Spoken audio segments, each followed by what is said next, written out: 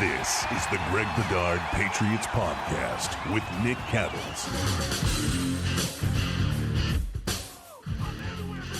He's Greg, I'm Nick. This episode is brought to you by Prize Picks, largest daily fantasy sports platform in North America. Download the Prize Picks app today. Use code CLNS. Get $50 instantly when you play $5. Also, you want to eat smart with Factor. Get started at factormeals.com/Bedard50 off. Use code Bedard50 off to get 50% off your first box plus free shipping. And finally, Noturno Home Services, Greg's home comfort company. If you're looking for a team that puts your comfort first, visit noturnohome.com/Bedard for 10% off. Your next service could save you up to $1,000. Let's start with baseball, because why not, Greg? Alex Bregman is now a part of the Boston Red Sox roster. News came out late last night. How you feeling about it? Pretty good. I mean, I like some of their moves, whether it's, Crochet or Walker Buehler in the offseason, but still, you're looking for a right-handed bat. And, while Bregman isn't what he was in his prime, he's still pretty damn good. I think the most important thing is the Red Sox actually spent money for once. I mean, basically $40 million per year for a guy like Bregman. I mean, look, I think it's an overpay, but at least the Red Sox were finally willing to do that. It's something they used to regularly do. They haven't done it in years.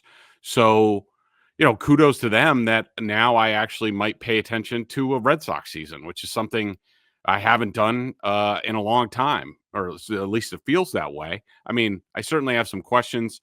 Maybe, you've been reading up on things more than I have, Nick, but where's Bregman going to play? I assume it's going to be second base, and they're going to leave Devers at third base. But, look, the bottom line is the Red Sox functioned like a somewhat real big market team this offseason. And, hallelujah, kudos to them. Yeah, they spent money. That's the point, right? They spent money. They're a better baseball team because they spent money on Alex Bregman.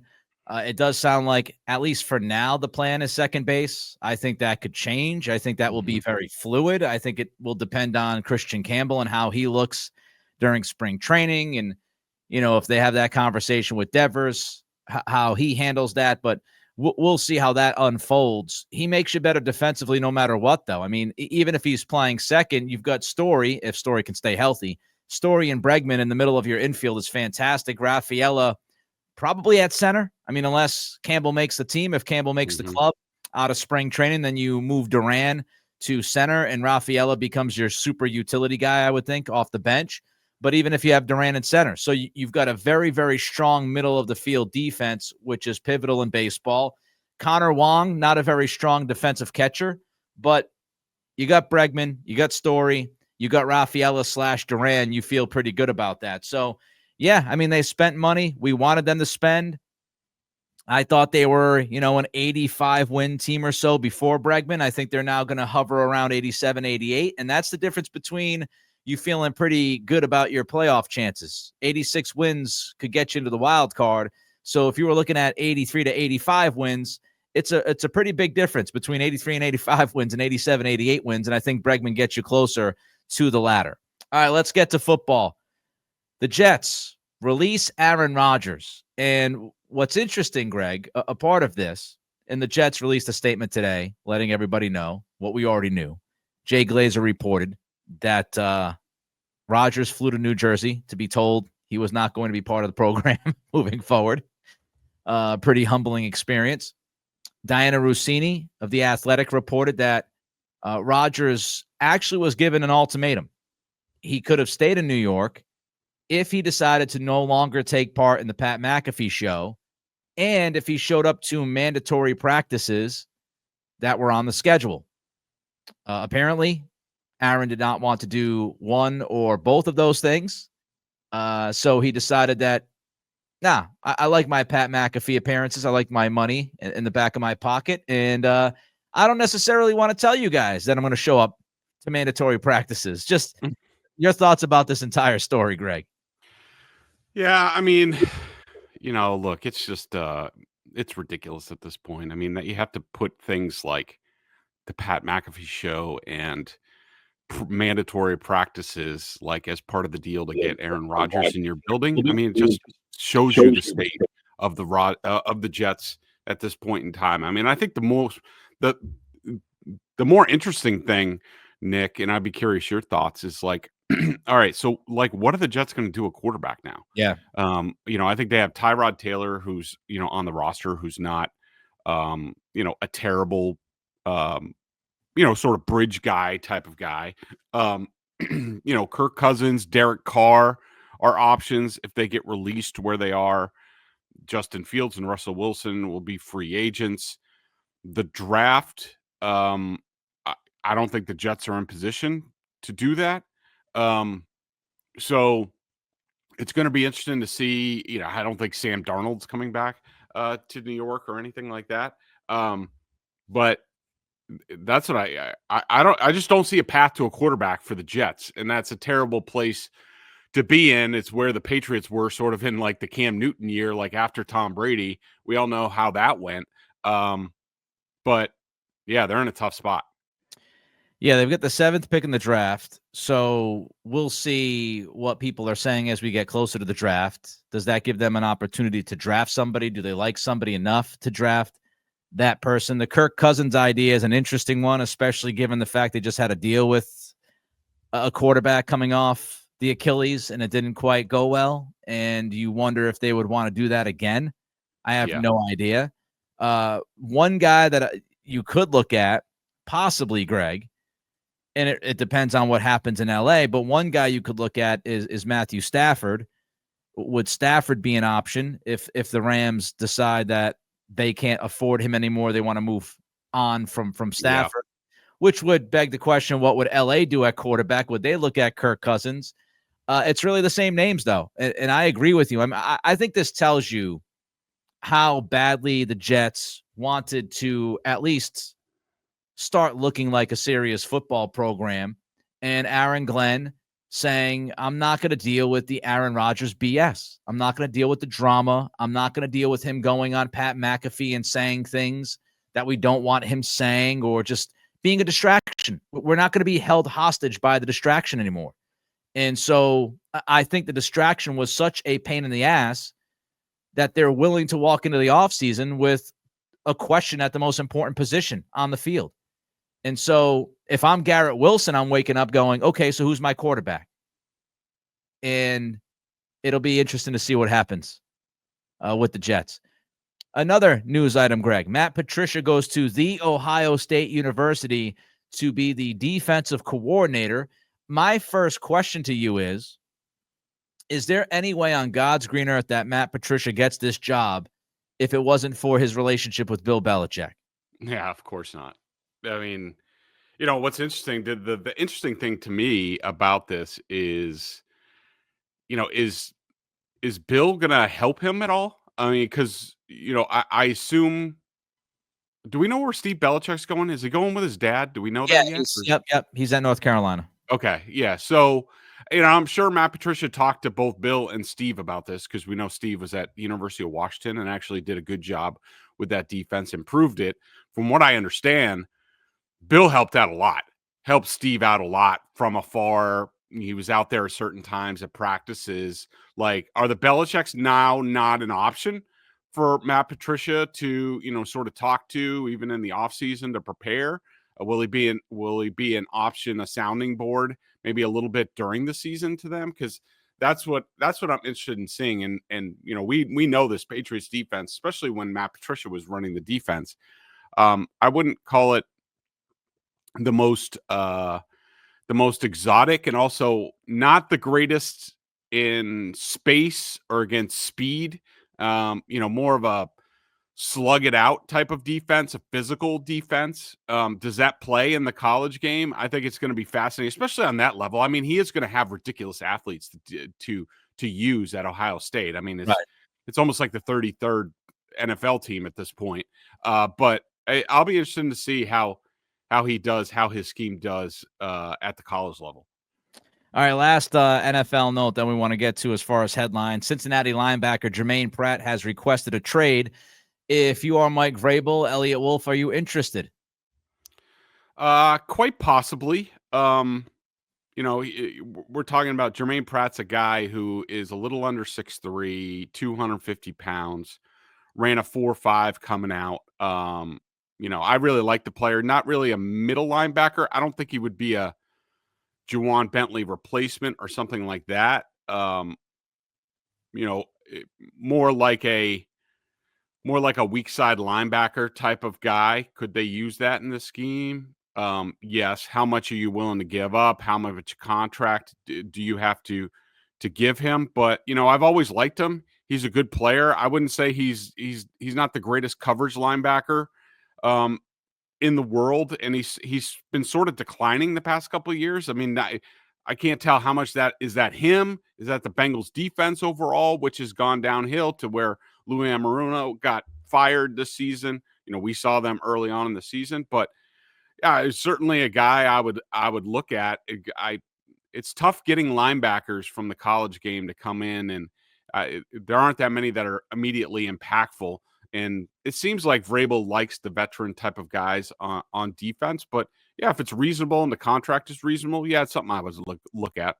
Yeah, 250 pounds. One of the things that I'm sure we're going to talk about more as we move forward this offseason, Greg, is the defensive scheme of Vrabel / Terrell Williams and how that differs from what we've seen here in New England for the last several years. And one of the differences is the size of linebackers. You look at Tavai, who's 255. You look at Bentley, who's 250. Taki's 245. Christian Ellis is 231. And if you look at the linebackers that played in Tennessee under Vrabel, Jack Gibbons was 242. Al Shire was 228. David Long was 225. Rashaan Evans was 232. So usually, I mean, Harold Landry is 252, but he's a pass rusher, kind of end of the line guy. So what that would tell us is Tennessee banked on smaller linebackers, not really necessarily in the 250 range unless you were going to pass rush. So it'll be interesting. Pratt is 29 years old in May. I wonder if they'd be willing to pay a 29-year-old. He's got a $7.9 million cap hit for 2025. So we'll see what happens. He'll probably end up with Anarumo, I would imagine, but we'll see. We'll see what happens. All right. Before we get to more, Greg wants to tell you about Prize Picks. You bet I do. Prize Picks is the best place to get real money sports action with over 10 million members and billions of dollars in awarded winnings. Prize Picks has made daily fantasy sports accessible to all. You just pick more or less on at least two players for a shot to win up to 1,000 times your cash. Run your game all season long on Prize Picks. I love it. I love sitting down for a game, getting my picks in, and then rooting for them during one game. I can't do this multi-game thing.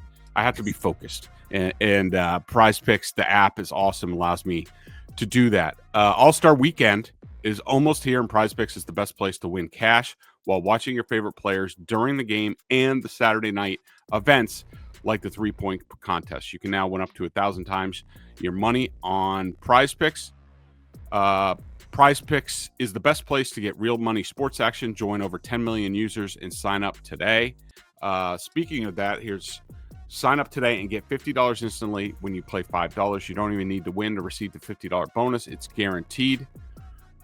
Think Steph Curry will get more than 5 3-pointers next week.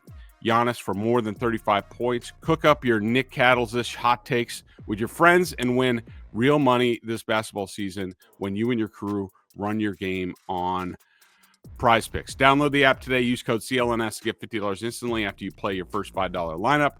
Again, that's code CLNS to get $50 instantly after you play your first $5 lineup. Prize Picks, run your game. I was a little bummed. I saw that Ionescu versus Curry was not going to happen this All-Star weekend. Apparently, the negotiations fell through. That's a bummer. I thought last year that was a lot of fun to watch.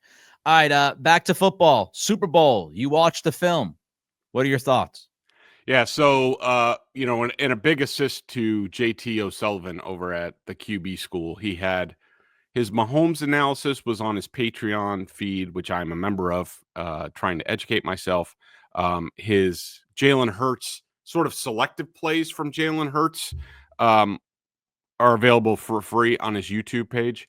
The film, it really didn't show anything different. you know what was hilarious, Nick, was so first I watched the Mahomes film, which was most of the game. He sped through the end when the game was over. And then you watched the Jalen Hurts video, and just the pocket difference was like, it was like night and day. I mean, it just, how much pressure the Eagles got, how the Chiefs got whooped at the point of attack, the Travis Kelce, just whiffing on multiple blocks. Yeah. Pacheco, the backs couldn't block either. The coverage in the back end, how good it was for the Eagles, their match zone. And, really the big thing, there were some plays to be made for the Chiefs, and they dialed up some things, but because the Eagles played mostly sort of quarters coverage, with match zone principles, what happens is that the two deep safeties like cheat down. They were taking away the middle of the field. They were like, they're not beating us in the middle of the field. And the way to combat that, and they had chances a couple of times, which is basically like, you get those safeties to bite on whether it's Kelce or Hollywood Brown, who's freaking horrible. And I'll be surprised if he's back on that team. Good God, they weren't good. It's amazing to me that they got to that place. But then to go over the top with like an Xavier Worthy, and they had those plays a couple times, but most of the time, like something happened, like the pressure got there. Like it was just a bad day at the office. And then you look at Jalen Hurts and you watch his film, and he could have a snack back there most of the time. I mean, it wasn't perfect all the time. I mean, he made it was a 2nd down and 10 play where I think he threw it to Devontae Smith, and Chris Jones was right in his face. And you look at it and you're just like, that's unbelievable. That's playing with poise, all that stuff. But I also think you're afforded that, or at least Hurts was, as opposed to Mahomes, because he wasn't under pressure most of the time. And so on those rare occasions where a guy does flash in your face, you're not sort of crapping your pants. And that happened at times, like with Mahomes. I remember, one time Josh Sweat came from the inside and he just flashed. It was picked up. But because of what had happened earlier in the game, Mahomes was like, oh crap, and sort of like scrambled outside the pocket. So that it sort of just confirmed what we saw. I think this Eagles team, again, when they got to Super Bowl Sunday, where they were at this point, they were a underrated wagon. I think they were really good, and I just think it was a complete mismatch that I wish I was clued in a little bit more on. But I think that the Chiefs really, they have to figure some things out. I mean, assuming they get Rice back, Xavier Worthy will be better year 2, but they got to come up with some other options. They need a real threat at running back. Obviously, the offensive line. They're going to need an upgrade at tight end over Kelce. Kelce, at this point, if he comes back, he could be like a number 2 guy, but he can't be the main guy anymore. So there's a lot of work that the Chiefs have to do. Yeah, and I was going to ask you about their window. I know some people are questioning whether or not their window is closing, and I think when you have Andy Reid and Brett Veach and Mahomes, you're still in really good shape with those 3 guys. And of course, you could add Spagnuolo to the list at DC, but they're going to have to go through some things here, I believe. Mm-hmm. The roster is aging. You mentioned, you look at the fact that Worthy is going to get better. Is he a 1? I don't know if he's a 1. Rashee Rice, I don't know what to make of that dude off the field. A bunch of issues. Yeah. I would not feel confident in any way that he's gonna be able to get his act together and stay dependable for you on the football field. They don't have a left tackle unless Kingsley Suamataia really develops and steps up during the offseason, because he was wretched last year. Trey Smith, one of their other better offensive linemen, he's a free agent. Do they bring him back? And then you start looking at age. Chris Jones is 30, 31 years old. Mm-hmm. He has dominated. He's getting older. How does that impact the defense in totality? They've got a lot of questions. You mentioned Kelce. I think he's going to retire. I do think he'll end up retiring at some point this offseason. So they have to figure out tight end. So there's a lot of questions for Kansas City as far as, this roster goes. And the other thing I would question is whether or not Patrick Mahomes, I don't want to say declining. That's way too dramatic. But I think I mentioned this earlier in the week.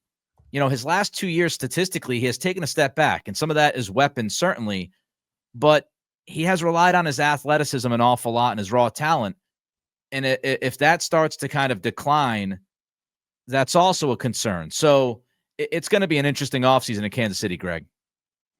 Yeah, it really is. I mean, they're going to have to get back to basics and figure things out. Starting with the protection. I mean, I think, when you look at how the 2 Super Bowl that they've lost in blowout fashion, to me, it's all about, they had offensive line issues big time, and this year was just even worse. I'm not sure how they were able to wallpaper over it.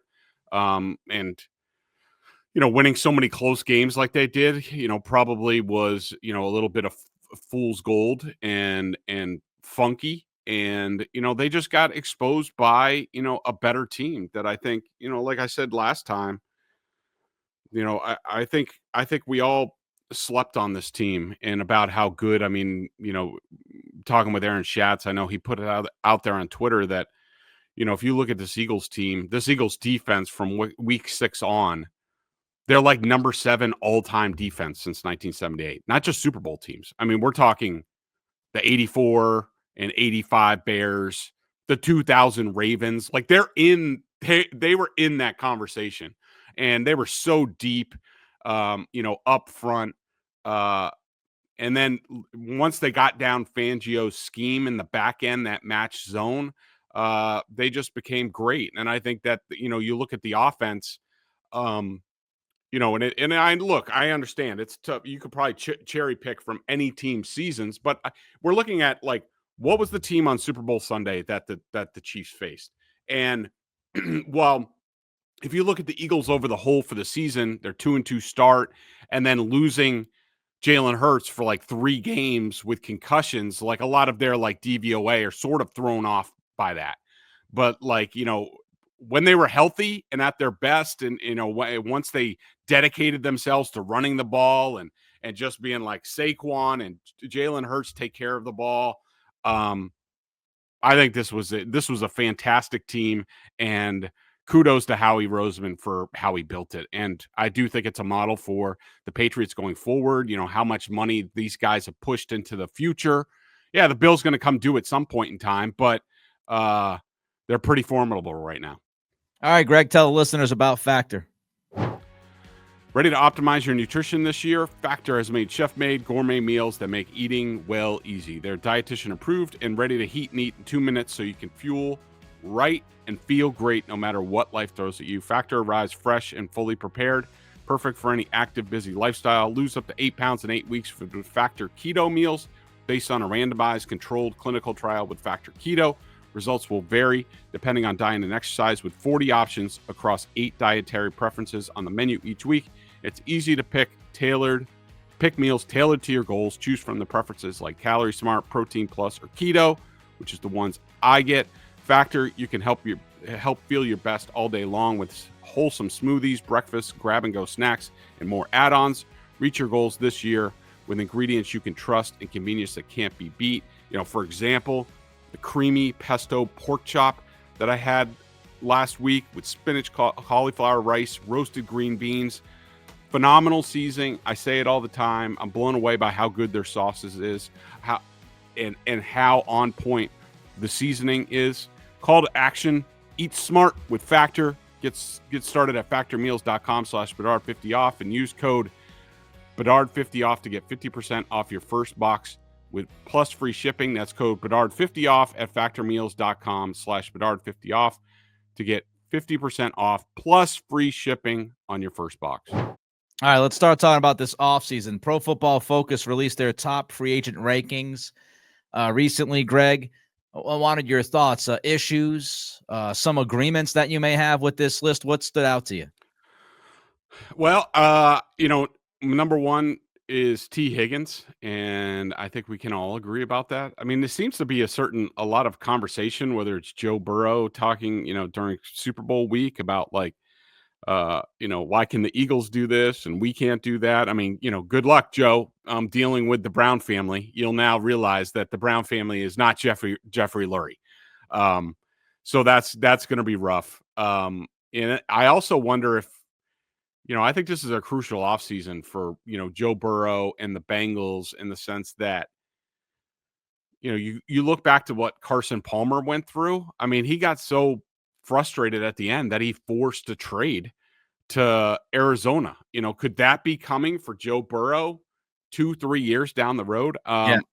I wouldn't rule that out. So, guys on this list that I would be interested in for the Patriots: T. Higgins, Javon Holland, of course, the safety from Miami. When we talk about wide receivers, I do think Chris Godwin coming off an injury, but could be somebody that the Patriots are interested in.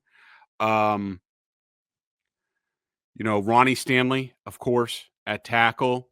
I do have the feeling from reading some of what Eric DeCosta has said, I would not be surprised if the Ravens let him go and get the comp pick. I think, they could move Rosengarten over to left tackle so he could get out there. I don't know if I'm interested in big money edge guys like, Josh Sweat, Rasul Douglas at cornerbacks. All right. Just Aaron Jones at running back, Carlton Davis at cornerback, Hafanga, whatever his name is, from the 49ers. Definitely interesting guy. So this is stuff we'll be talking about all off season, but yeah, that stuff's starting to get ramped up. I watched a lot of Hufanga when I was out in Sacramento when he playing for the Niners. A number of different injuries have kind of derailed him a bit, but he is, man, oh man, he just runs around and he makes plays. He gives up plays. He's a devastating hitter. He's an exciting player. So that's an interesting name. Some observations, 5 wide receivers in the top 15 on this list.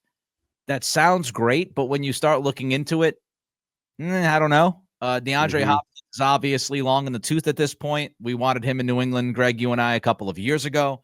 He's now into his 30s. Stephon Diggs is on this list in the top 15. He's coming off ACL surgery. Amari Cooper is on this list. He's somebody that I still like. He hasn't done much in Buffalo since that trade, but Cooper kind of has my eye a little bit. Chris Godwin, you mentioned, coming off the injury, and then you got T. Higgins. And, I'll continue to say it. I will believe it when I see it, that Higgins and Jamar Chase are both going to get paid by Mike Brown. I need to see that happen before I go, yeah, that makes sense. I don't care what Joe Burrow says. I don't care about Instagram posts and all this other stuff. Mike Brown's going to have to pay Jamar Chase as one of the top 2 or 3 wide receivers, and then also pay T. Higgins enough money for T. Higgins to justify not walking into the free agency market. Again, I'll believe it when I see it. Observation number 2, you mentioned him, Javon Holland. I'm all in. I'm on the Javon Holland train. Yep. Ronnie Stanley is number 11 on this list. You mentioned him. He's obviously bringing in some big time headlines around this area as far as podcasts go. Josh Sweat's an interesting name. He's been dinged up a lot. A name I didn't see, and I think he's pretty much way down the list, which is really interesting, is Zach Bond. I think Zach Bond is a name that could be a big impact player for the Patriots, but he's not even in the top 40, which is shocking to me. Also shocking to me is Cam Robinson. I know this is somebody who a lot of people have talked about, and he has the history with Doug Marrone, but they have Cam Robinson 17th on this list. I believe he gave up 12 pressures individually in that playoff game. I don't know how Cam Robinson sneaks in the top 20. And Greg, there are 4 offensive guards on this list from 21 to 41. I wanted to ask you, because Trey Smith is one of the top free agents on this board. If you're the Patriots, do you look interior offensive line? Obviously, the tackle positions we're going to talk about a lot, and we already know that is pretty much what it is. But are you okay? Are you okay with Robinson and Cole Strange and some of the other names, or do you think they also have to look at the interior of that offensive line? I think, Nick, I think my answer would be like, it's all part of the same puzzle. You just got to figure out how the pieces are going to fit. I mean, look, would, I think a smart thing would be paying for left tackle, figure out right tackle, whether it's Caden Wallace or somebody else, or you bring in some sort of, um, maybe more journeyman or another draft pick this year, whether it's, ideally it's if you could sign Ronnie Stanley, trade down, draft a Will Cooper or Kelvin Banks or somebody like that. I wouldn't be opposed to spending at guard. I mean, I just think the lessons that we've learned, and I don't know if they've learned them, but with the attrition that happens on the offensive line, like if I don't know, like we know Owenu is going to be a starter. We don't know what's going to happen at center. We don't know what's going to happen at left guard. Um, I don't know how much I'm willing to go big money at guard, but getting a starting caliber guy, yeah, that would be something I'd be interested in. Talking about big money, you might have to spend big money if your furnace craps the bed. Greg, tell the fine people that are listening and or watching about Noturno and how they helped you out. As someone who spent years covering football, I know what it takes to be a winning team. It's all about reliability, precision, and showing up when it matters most. When it came to my own home and my heating system, I needed a team I could count on, and Noturno Home Services delivered. Noturno is local. They are family-owned and family-focused and have been servicing the greater Boston area for 15 years. From start to finish, they made the process of upgrading my heating system seamless and stress-free, and they go above and beyond, hooking me up with a free valve to get me through. My whole home was freezing, and the professionalism that they displayed the entire time was unbelievable. Noturno isn't just about heating. They are my go-to for plumbing, cooling, and even water and air quality solutions. They've got the expertise to handle whatever your home needs. Here's the best part. You can get 10% off your next service with Noturno. That could save you up to $1,000 on your next project. Just visit noturnohome.com/Bedard. That's NOTTURNO home.com/Bedard for all the details and conditions. Take advantage now. These deals won't last forever. If you're looking for a team that puts your comfort first, visit noturnohome.com/Bedard. I trust Noturno, and you should too.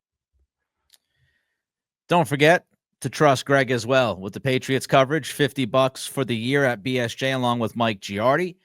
You can also download the Prize Picks app today. Use code CLNS, get $50 instantly when you play $5. And you can eat smart with Factor. Factormeals.com/Bedard50 off. Use that code Bedard50 off to get 50% off your first box plus free shipping.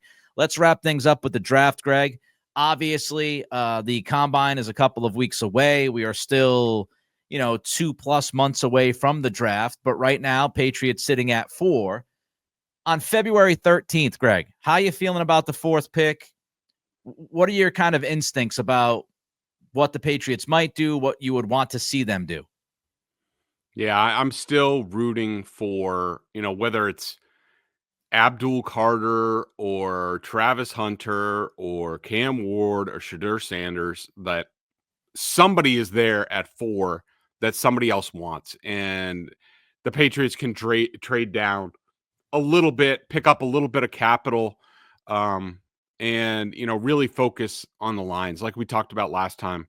From what I understand from talking to people, the emphasis this offseason, and it might not be flashy and people might not like it, and they might not get any fantasy guys that they can pick for the Patriots, outside of Drake May and what have you, but they gotta eat their vegetables, and they gotta beef up the lines, because if you can't protect the quarterback, if you can't run the ball effectively, if you can't stop the run, if you can't get after the quarterback, you got nothing. I don't care what you have on the outside. I don't care what flashy players you have.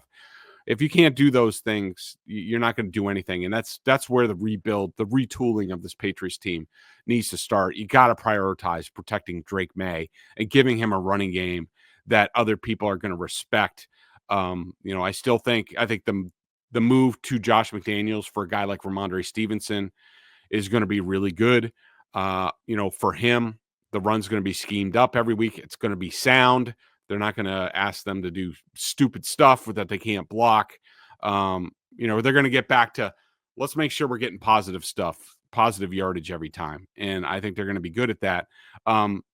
So I want somebody to come up for number 4 and trade back a little bit. And, whether it's Will Campbell or Kelvin Banks or Mason Graham on the defensive line from Michigan, I want to get a building block, a foundational block for this team up front to start basically solving the ills that we had towards the end of the Belichick regime. If Abdul Carter can somehow fall to 4, which I don't think is going to happen, then I think you run that pick up to the podium and you pick him and you say, all right, we got a guy that can get after the quarterback. And even if he gives you 70%, 75% of what Micah Parsons is eventually, if you get that from him in year 2, year 3, you feel great about that pick. The Travis Hunter thing is interesting because at least for the combine purposes, they have him listed as a cornerback. I know Mike Giardi reported, well, I don't know if reported, he at least tweeted out that from what he has heard, Hunter will run some drills at wide receiver. I still have questions about that. Like if he's going to be a full-time corner, if he's going to devote himself to corner, you've already got Gonzalez. I don't know if I'd lean against drafting Hunter at 4 if he's going to be a cornerback. I would, like you said, Greg, I'd be focusing on the line of scrimmage. So it depends on what is offered to you to trade down and how far you got to trade down. The more I read about Will Campbell, the more I watch, the more I start to fall in love with him. So the arm measurement, I'm sure you and I are going to talk a lot of arm measurement, Greg, over the next couple months. But if he measures 33 inches or more, or if he is just slightly under 33 inches, man, it'll be very tough to turn down Will Campbell. Just seems like the Mike Vrabel type player. I agree. I mean, he reminds me a little bit of Taylor Lewan, who they had in Tennessee. And my question is Will Campbell right now, is he doing like the Bobby Brady, like hanging from the swing set right now, trying to lengthen himself? Because boy, that arm measurement is going to be big at the combine. All right, that'll do it for this week. We will be back next week. Let's see what happens over the weekend, if anything does. Everybody enjoy yourself this weekend. Be safe, be well.